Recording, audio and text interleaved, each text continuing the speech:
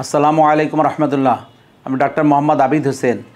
আজকে একটা important topics নিয়ে আলোচনা করব যে মিতাচার আল্লাহ পাক কোরআন পাকের মধ্যে এটা শিখিয়ে দিয়েছেন।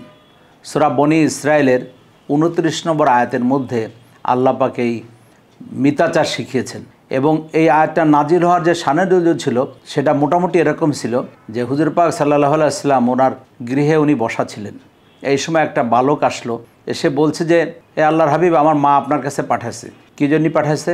বলছে যে আমার মা পাঠাইছে আপনি একটা কুর্তা দিবেন। তো হুজুর সাল্লাল্লাহু আলাইহি ওয়াসাল্লাম তখন বললেন যে আমার কাছে তো দেওয়ার মতন কুর্তা নাই, তা আমার যখন ক্ষমতা হবে দেওয়ার মতন তখন তুমি আবার এসো, তখন তোমাকে আমি কুর্তা দিব। তো বাচ্চাটা ফিরত চলে গেল। কিছুক্ষণ পরে বাচ্চাটা আবার আসলো, তো এসে সে বলছে যে আমার আম্মা বলেছেন আপনার গায়ের কুর্তাটা দিন। তো তখন হুজুর সাল্লাল্লাহু আলাইহি ওয়াসাল্লাম গায়ের থেকে কুর্তাটা খুলে বাচ্চাকে দিয়ে দিল। ঠিক যখন সময় হলো বেলাল রাদিয়াল্লাহু আনহু আজান দিলেন।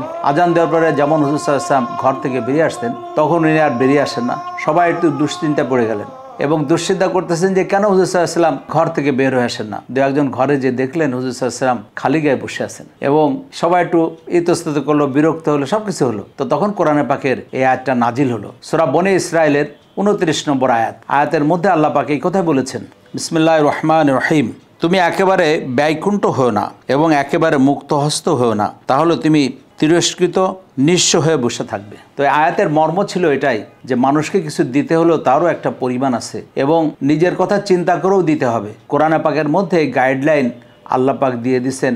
একটা ঘটনার উপরে আল্লাহ পাক এই আয়াত নাজিল করেছেন। সবাই ভালো থাকুন, সুখে থাকুন।